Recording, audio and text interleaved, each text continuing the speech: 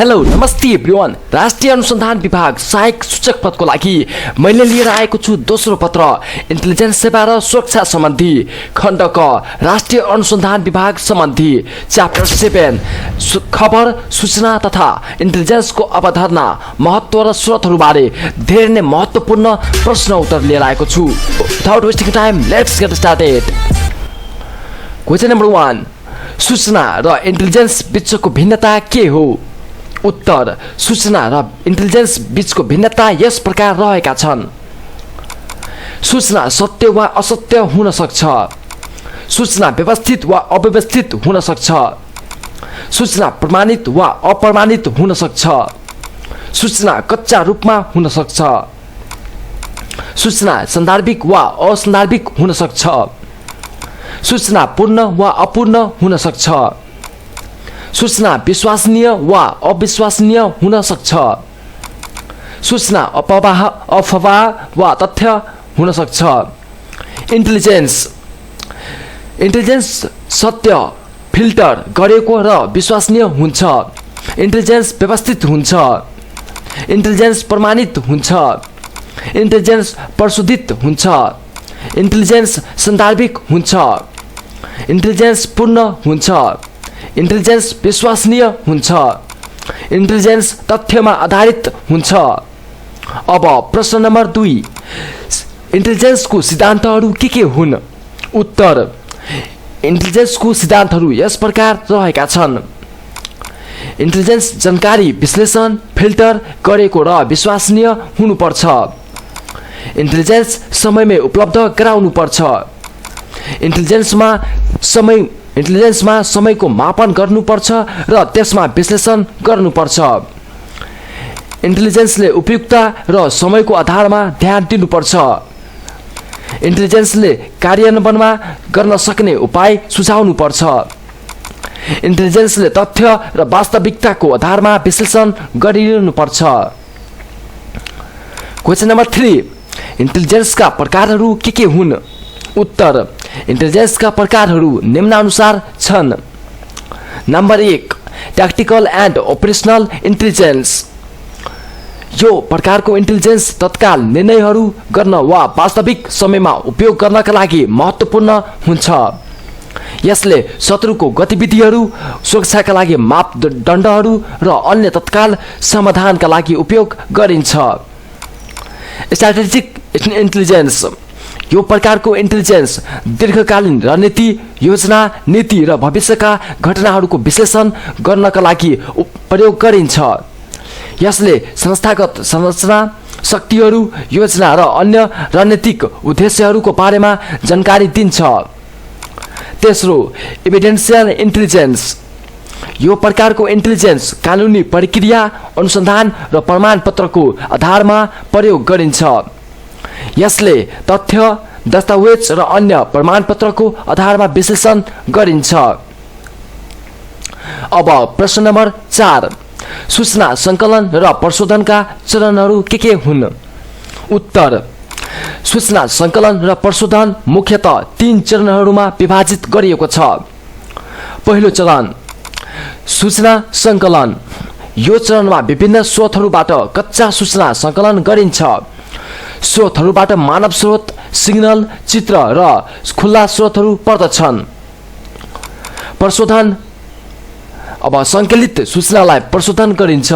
यस चरणमा सूचना फिल्टर, वर्गीकरण, विश्लेषण र एकीकृत गरिन्छ। तेस्रो चरण, इन्टेलिजेन्स उत्पादन। प्रशोधित सूचनाबाट इन्टेलिजेन्स तयार पारिन्छ। यसमा सूचना सत्यापन, विश्लेषण, मूल्याङ्कन र प्रतिवेदन तयार पार्ने काम गरिन्छ। अब क्वेशन नम्बर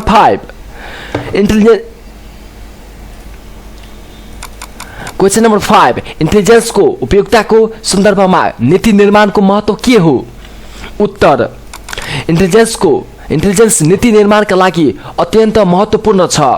यसको प्रमुख कारणहरू यस प्रकार छन्। सटीक निर्णय। इन्टेलिजेन्सले सटीक र तथ्यमा आधारित निर्णय लिन मद्दत गर्दछ।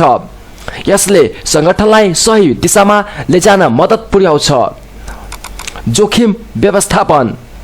इन्टेलिजेन्सको मद्दतले सम्भावित खतराहरूको पहिचान गर्न र तिनको सामना गर्न योजना बनाउन सकिन्छ। यसले जोखिम व्यवस्थापनलाई प्रभावकारी बनाउँछ। रणनीति योजना इन्टेलिजेन्सले लामो अवधि योजना र रणनीति निर्माण गर्न मद्दत गर्दछ। यसले संगठनलाई आफ्नो लक्ष्य प्राप्तिमा मद्दत पुर्याउँछ। संसाधन व्यवस्थापन इन्टेलिजेन्सको मद्दतले उपलब्ध संसाधनहरूको सही उपयोग सुनिश्चित गर्न सकिन्छ। यसले संसाधनहरूको उचित व्यवस्थापनलाई सिद्ध बनाउँछ। अब प्रश्न नम्बर 6, इन्टेलिजेन्सका स्रोतहरू के हुन्? उत्तर, इन्टेलिजेन्सका विभिन्न स्रोतहरू हुन्छन्। नम्बर 1, मानव स्रोत। यसमा मानिसहरूबाट प्राप्त सूचना समावेश हुन्छ। यो प्रकारको इन्टेलिजेन्समा एजेन्ट, गुप्तचर र प्रत्यक्षदर्शीहरू पर्दछन्। Number 2, signal intelligence. यसमा विद्युतीय सिग्नलहरूबाट प्राप्त सूचनाहरू पर्दछन्।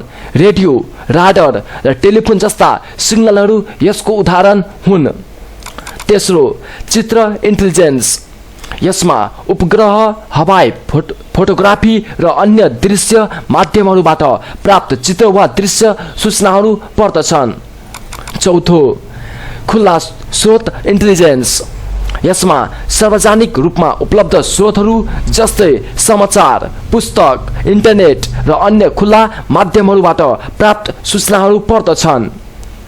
अब क्वेसन नम्बर 7, इन्टेलिजेन्स चक्र, इन्टेलिजेन्स साइकलको चरणहरू वर्णन गर्नुहोस्।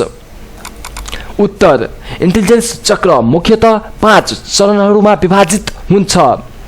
पहिलो चरण, योजना।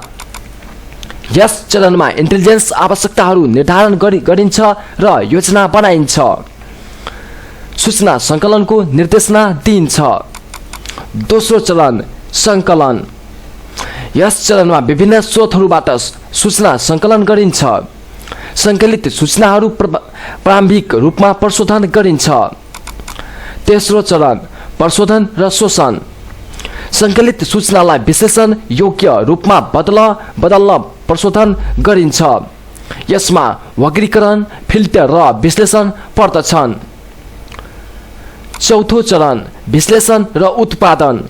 प्रशोधित सूचनालाई विश्लेषण गरिन्छ र इन्टेलिजेन्स उत्पादन गरिन्छ, प्रतिवेदन तयार पारिन्छ। र पाँचौँ चरण, प्रशासन र प्रयोग। तयार पारिएको इन्टेलिजेन्स सम्बन्धित अधिकारीहरू र निर्णयकर्ताहरूसम्म पुर्याइन्छ र प्रयोग गरिन्छ। अब प्रश्न नम्बर 8, तथ्याङ्क र इन्टेलिजेन्सको आवश्यकता किन छ?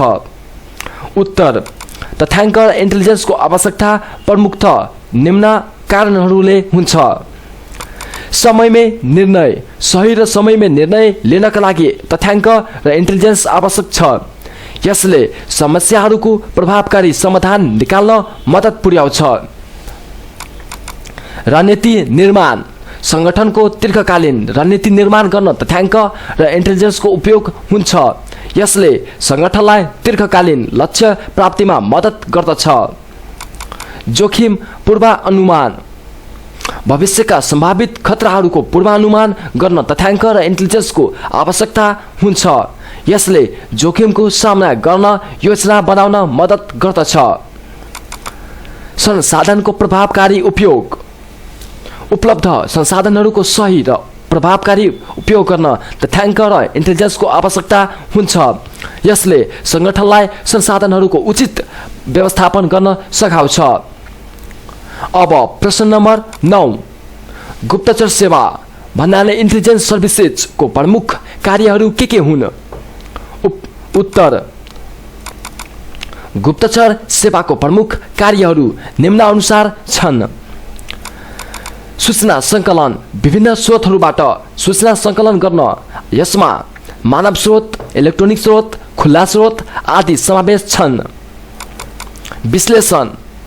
सङ्कलित सूचनालाई विश्लेषण गरी अर्थपूर्ण इन्टेलिजेन्समा परिणत गर्न। यसले रणनीति निर्णय लिन सहयोग पुर्याउँछ। प्रतिवेदन तयार पार्नु। विश्लेषण गरिएका सूचनाहरूको आधारमा प्रतिवेदन तयार पार्न। यसले नीति निर्माणकर्तालाई सठिक जानकारी पुर्याउँछ। प्रसारण इन्टेलिजेन्स प्रतिवेदन सम्बन्धित निकायहरूसम्म पुर्याउन यसले समयमै सही निर्णय लिन मद्दत गर्छ। सुरक्षा राष्ट्रिय सुरक्षाका लागि महत्त्वपूर्ण जानकारी सङ्कलन र संरक्षण गर्न यसले राष्ट्रिय सुरक्षा कायम राख्न मद्दत गर्छ।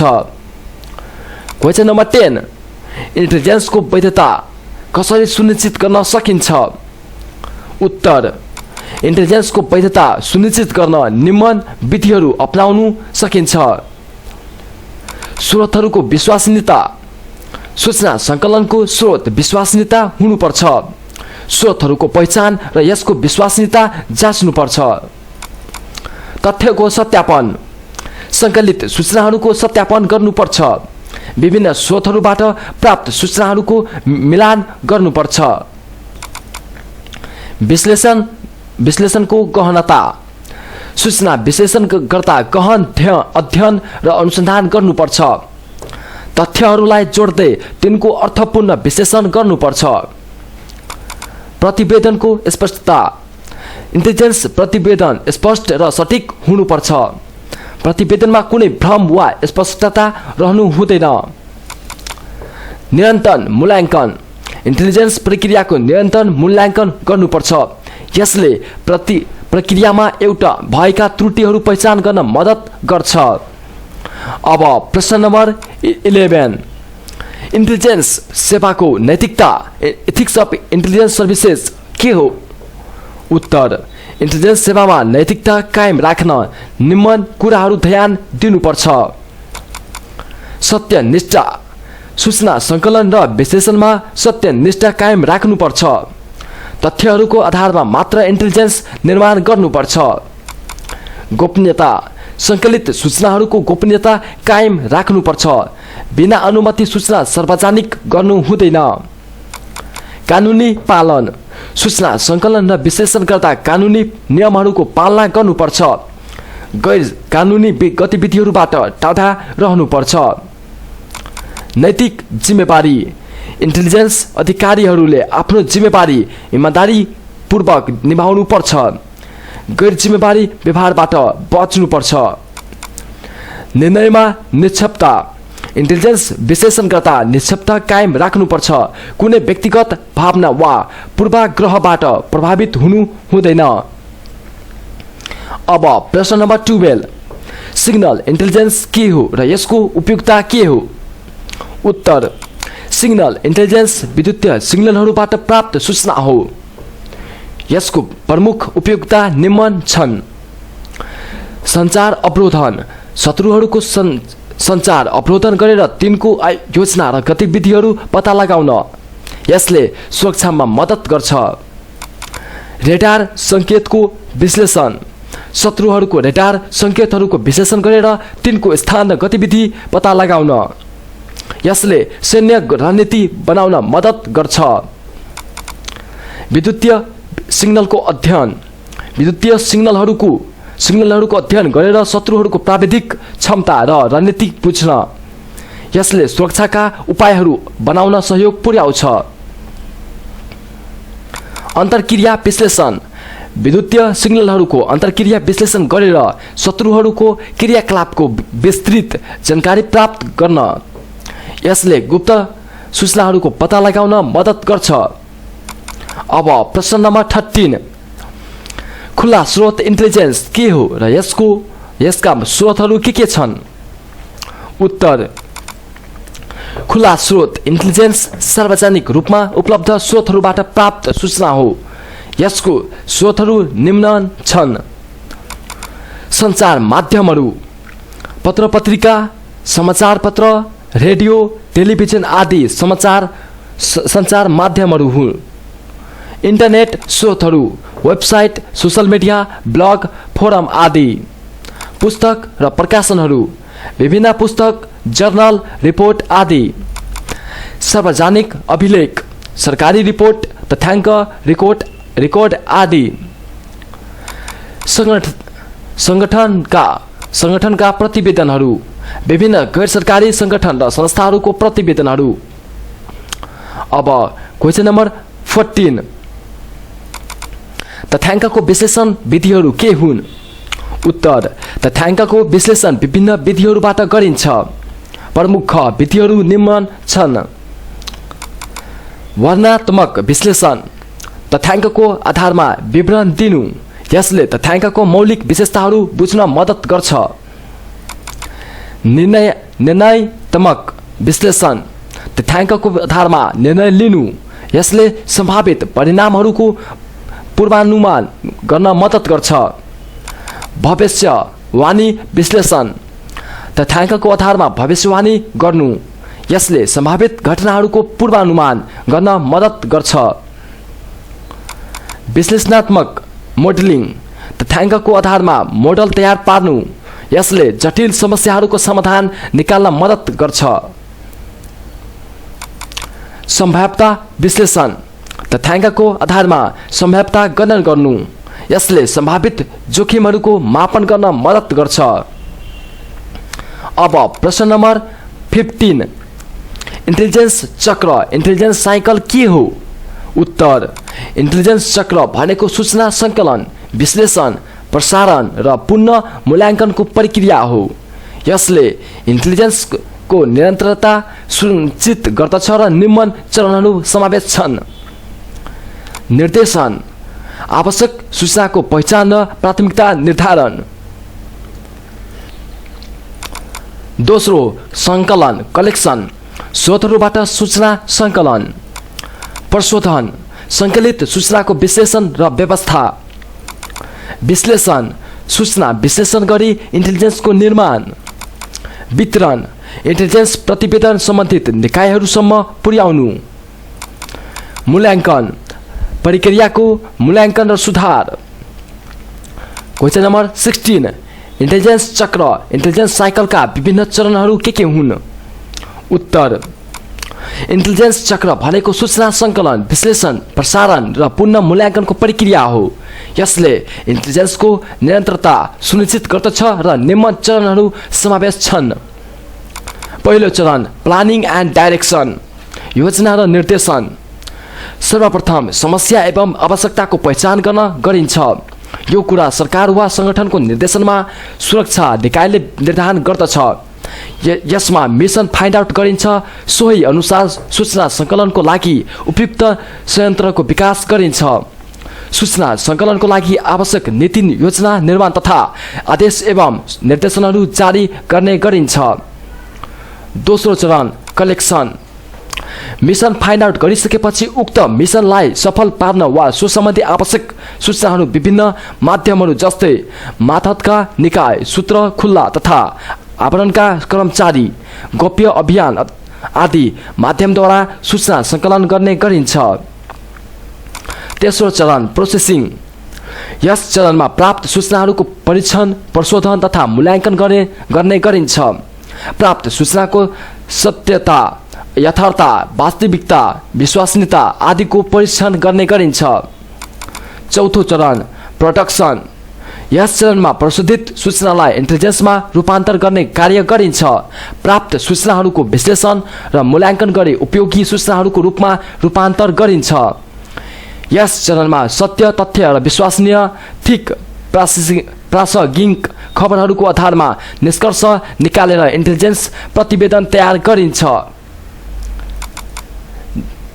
सम्प्रेषण उत्पादित इन्टेलिजेन्स निड टु नो को सिद्धान्तको आधारमा समयमै नै गोप्य रूपमा सम्बन्धित पक्षलाई सम्प्रेषण गर्ने प्रक्रिया डिसमिनेसन हो।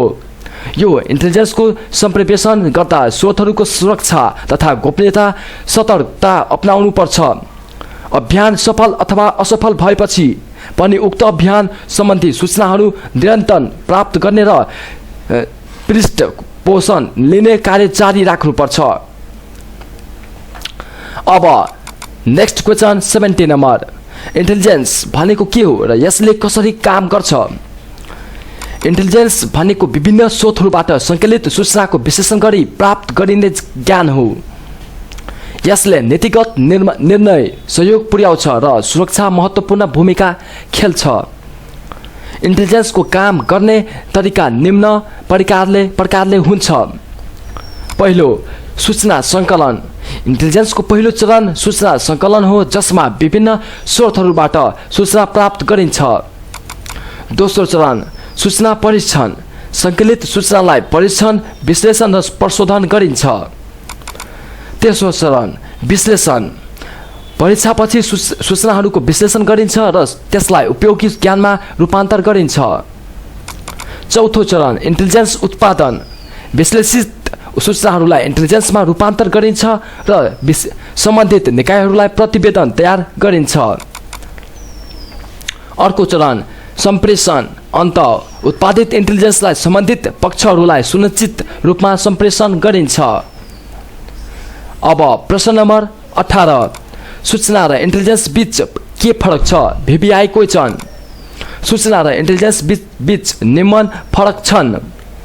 सूचना कच्चा र अप्रशोधित हुन्छ, कुनै पनि स्रोतहरूबाट प्राप्त हुन सक्छ।